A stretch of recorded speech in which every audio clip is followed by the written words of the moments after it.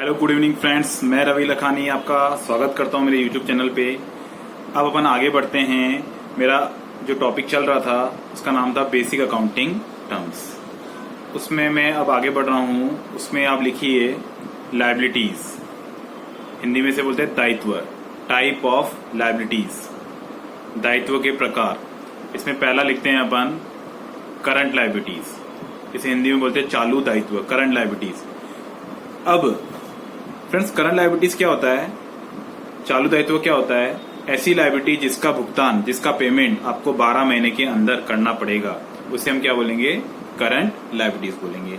ऐसा दायित्व जिसका भुगतान हमें 12 महीने के अंदर करना है, उसे हम बोलेंगे करंट लायबिलिटीज। जैसे कि एग्जांपल है आपका क्रेडिटर्स। अगर मैंने किसी से माल उधार पे खरीदा तो सामने वाला कितनी उधार देगा मेरे को? 1 महीने की, 2 महीने की, 3 महीने की, मैक्सिमम 12 महीने के अंदर तो मेरे को पैसा उसको चुकाना ही पड़ेगा।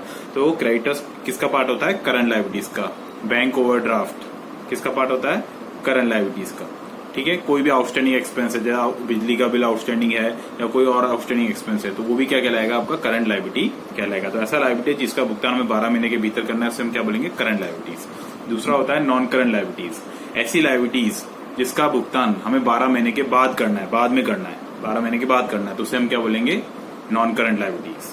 ठीक है। फॉर एग्जाम्पल जैसे डिवेंचर्स होते हैं या टर्म लोन होते हैं। जैसे फॉर एग्जाम्पल आपने 3 साल का लोन ले लिया, तो उससे हम क्या बोलेंगे? नॉन करंट लायबिलिटीज बोलेंगे। एक और लिखिए अगला, कंटिंजेंट लायबिलिटी, हिंदी में से बोलते हैं संदिग्ध दायित्व। इसे ध्यान से सुनना फ्रेंड्स, इसमें तो क्वेश्चन एग्जाम में आता है। अब संदिग्ध दायित्व क्या होता है, कंटिंजेंट लायबिलिटी क्या होता है?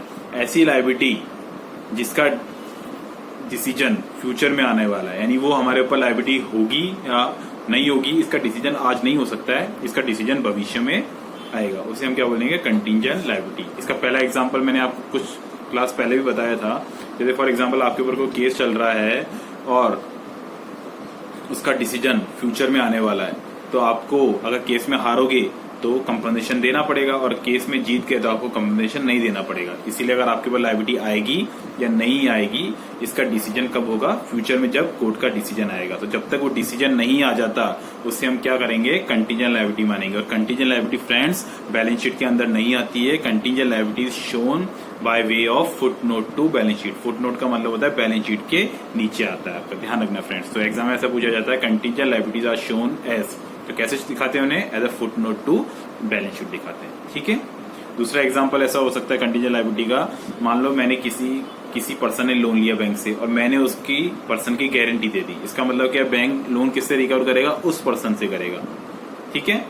और अगर वो पर्सन डिफॉल्ट करता है, तो फिर क्योंकि मैंने गारंटी दे रखी है, तो बैंक किससे पैसा मांगेगा? मेरे से मांगेगा। तो मेरी लायबिलिटी आएगी या नहीं आएगी, ये किस पे डिपेंड करेगा? फ्यूचर में वो पर्सन बैंक की इंस्टॉलमेंट चुकाता है या नहीं चुकाता है। अगर वो नहीं चुकाता टाइम से, तो ही मेरे पर लायबिलिटी आएगी। इसलिए जब तक वो टाइम टू टाइम चुकाता है, मेरे पर कोई लायबिलिटी नहीं आएगी। इसीलिए कंटिंजेंट लायबिलिटी है, और इसे हम बैलेंस शीट के अंदर नहीं दिखाएंगे, by way of footnote to balance sheet दिखाएंगे। ठीक है फ्रेंड्स। अगला लिखिए आप, अगला हेडिंग लिखिए types of account. Types of account, खाते के प्रकार। देखो फ्रेंड्स, अकाउंट्स में कोई भी चीज रिकॉर्ड करने के लिए उसका खाता होना जरूरी है, उसका अकाउंट होना जरूरी है। ठीक है। जैसे salary account, Ramesh account, debtor account, creditor account, purchase account, sale account, asset account, सबका खाता खुलता है अकाउंट्स में, फिर ही उसकी रिकॉर्डिंग होती है। ठीक है। तो अब यहाँ पर हम पढ़ने वाले हैं कि अकाउंट्स में कितने भी खाते खोल लो आप, उनके टाइप्स हम बेसिकली 3 कैटेगरीज में डिवाइड करते हैं। नंबर 1 पर्सनल अकाउंट, व्यक्तिगत खाता, रियल अकाउंट, और तीसरा है आपका nominal account. Personal, real, nominal. अब पर्सनल अकाउंट में कौन से अकाउंट्स आते हैं, कौन से खाते आते हैं? पर्सनल अकाउंट में हमारे पर्सन के जो होते हैं खाते, व्यक्तिगत खाते होते हैं, वो किस में कवर होंगे? पर्सनल अकाउंट में कवर होंगे। अब व्यक्तिगत खाते का मतलब है यहाँ नेचुरल पर्सन अकाउंट हो, भले Ram account, Shyam account, Suresh account, Ramesh account, ये सब क्या कहलाएंगे? पर्सनल अकाउंट कहलाएंगे। और आर्टिफिशियल पर्सन भी होते हैं। आर्टिफिशियल पर्सन का मतलब होता है वो नेचुरल पर्सन नहीं है, लेकिन उन्हें आर्टिफिशियल पर्सन का दर्जा दिया गया। जैसे फॉर एग्जांपल कोई कंपनी है रिलायंस इंडस्ट्री लिमिटेड, वो क्या कहलाएगी? आर्टिफिशियल पर्सन कहलाएगी। तो उसका अकाउंट क्या कहलाएगा? पर्सनल अकाउंट कहलाएगा। अगर कोई फर्म है, ठीक है, मेजर्स रमेश एंड ब्रदर्स कोई फर्म है, तो उसका अकाउंट भी क्या कहलाएगा? पर्सनल अकाउंट कहलाएगा। भले वो नेचुरल पर्सन नहीं है, लेकिन उसे आर्टिफिशियल पर्सन माना गया है।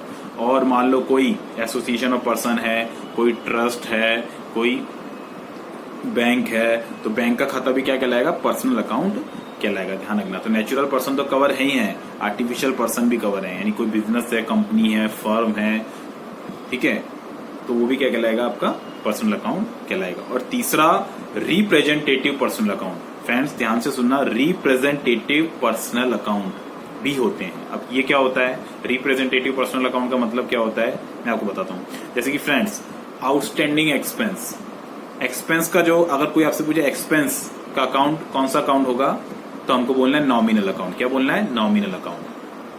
जो तीसरा वाला मैंने बताया ना, पर्सनल, रियल और नॉमिनल, तो तीसरा वाला जो है, तो अगर आपसे कोई पूछे कि भैया एक्सपेंस का कोई खाता है, जैसे फॉर एग्जांपल रेंट पेड, ये कौन सा खाता होगा, तो हमें बोलना है नॉमिनल होगा। लेकिन ध्यान से सुनना फ्रेंड्स, अगर किसी इनकम या किसी एक्सपेंस के आगे, अगर किसी इनकम या किसी एक्सपेंस के आगे ये 4 वर्ड लग जाएं, तो फिर वो नॉमिनल अकाउंट नहीं रहता। वैसे तो इनकम और एक्सपेंस का अकाउंट कौन सा क्या अकाउंट कहलाएगा? नॉमिनल अकाउंट कहलाएगा। लेकिन अगर किसी इनकम और एक्सपेंस के आगे ये 4 वर्ड लग जाएं, कौन से 4 वर्ड्स? कौन से 4 word? Outstanding, prepaid, accrued, earned. Outstanding, prepaid, accrued, earned, तो ये क्या कहलाएंगे? आपके पर्सनल अकाउंट कहलाएंगे। फॉर एग्जाम्पल लेते हैं हम, सैलरी अकाउंट कौन सा अकाउंट है? नॉमिनल। रेंट अकाउंट कौन सा अकाउंट है? नॉमिनल। लेकिन अगर मैं बोलूं आउटस्टैंडिंग सैलरी कौन सा अकाउंट है, तो वो पर्सनल कहलाएगा। आउटस्टैंडिंग रेंट कौन सा अकाउंट है? पर्सनल। एक्रूड इंटरेस्ट पर्सनल, खाली इंटरेस्ट तो नॉमिनल। ध्यान रखना फ्रेंड्स, अगर किसी इनकम और एक्सपेंस के आगे 4 वर्ड लग जाते हैं, आउटस्टैंडिंग, प्रीपेड, एक्रूड, अर्नर्ड, तो फिर ये नॉमिनल नहीं रहता है, फिर वो आपका पर्सनल अकाउंट कहलाता है। और दूसरा एक और फ्रेंड्स आप लिख लीजिए, कैपिटल अकाउंट। कैपिटल अकाउंट और ड्राइंग अकाउंट भी पर्सनल अकाउंट ही कहलाते हैं, क्योंकि कैपिटल और ड्राइंग, कैपिटल का मतलब क्या होता है? ओनर पूंजी लगाता है, और ड्राइंग का मतलब ओनर पैसा बिजनेस में से निकालता है। तो ये दोनों ही अकाउंट ओनर को रिप्रेजेंट करते हैं, और ओनर क्या होता है? पर्सनल अकाउंट होता है, इसलिए कैपिटल और ड्राइंग भी क्या होगा? पर्सनल अकाउंट कहलाएगा। नंबर 2, दूसरा अकाउंट है रियल अकाउंट। फ्रेंड्स, जो भी आपका एसेट्स के अकाउंट होते हैं वो सारे रियल अकाउंट की कैटेगरी में आएंगे। जैसे लैंड, बिल्डिंग, फर्नीचर, मशीनरी, ये सब कौन से अकाउंट कहलाएंगे? रियल अकाउंट कहलाएंगे। कैश, यहाँ ध्यान रखना फ्रेंड्स, बैंक पर्सनल अकाउंट होता है, लेकिन कैश कौन सा अकाउंट होता है? रियल अकाउंट होता है। बैंक पर्सनल इसलिए होता है क्योंकि बैंक संस्था को डिनोट कर रहा है, और संस्था का मैंने आपको बता ही दिया कि संस्था किसमें आती है? पर्सनल अकाउंट में आती है। और कैश आपका कौन सा अकाउंट कहलाएगा? रियल अकाउंट कहलाएगा। तीसरा मैं आपको बताने जा रहा हूँ, नॉमिनल अकाउंट। नॉमिनल अकाउंट क्या बोलता है कि भैया नॉमिनल अकाउंट के अंदर कौन सी चीज आती है? अपने एक्सपेंस, इनकम, लॉस और गेन, ये 4 चीजें इसमें आएंगी, नॉमिनल अकाउंट में आएंगी। ठीक है, अब मैं आपको बताने वाला हूं। देखो अकाउंट्स में क्या होता है, कोई भी चीज आप रिकॉर्ड करते हो किताबों में, तो एक पार्ट होता है डेबिट और दूसरा पार्ट होता है क्रेडिट। तो हम किसको तो डेबिट करते हैं और किसको क्रेडिट करते हैं, इसको हम बोलते हैं गोल्डन रूल्स ऑफ अकाउंटिंग। तो मैंने आपको अकाउंट्स के प्रकार बताए, टाइप बताए 3, पर्सनल, रियल और नॉमिनल। अब गोल्डन रूल्स ऑफ अकाउंट्स बताने जा रहा हूं मैं आपको। अगर कोई अकाउंट पर्सनल है, अब कौन सा अकाउंट पर्सनल है वो तो आपको पता चली गया। अगर कोई अकाउंट पर्सनल है तो उस पर पर्सनल अकाउंट का रूल लगेगा, कोई रियल है तो उस पर रियल अकाउंट का रूल लगेगा, और कोई नॉमिनल है तो उस पर नॉमिनल अकाउंट का रूल लगेगा। तो पर्सनल अकाउंट का रूल होता है भाई किसको डेबिट करना है और किसको क्रेडिट करना है। तो पर्सनल अकाउंट बोलता है debit the receiver, credit the giver.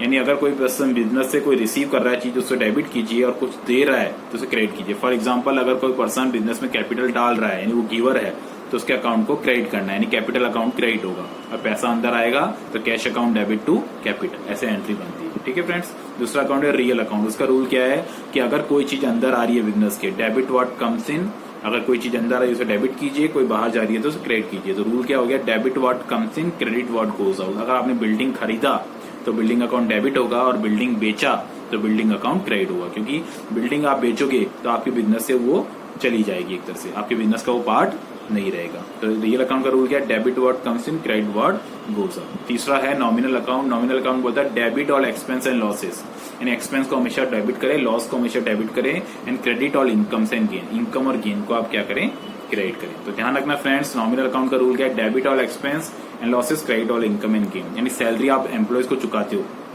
Business क्या करता है, एम्प्लॉयज को सैलरी चुकाता है। तो बिजनेस के लिए सैलरी क्या हुआ, खर्चा हुआ, तो सैलरी चुकाते समय सैलरी को क्या करेंगे, डेबिट करेंगे। Salary account debit to bank या कैश। ठीक है, और दूसरा फॉर एग्जांपल आपने रेंट चुकाया तो rent account debit to bank, या अगर कैश में चुका रहे हैं तो टू कैश।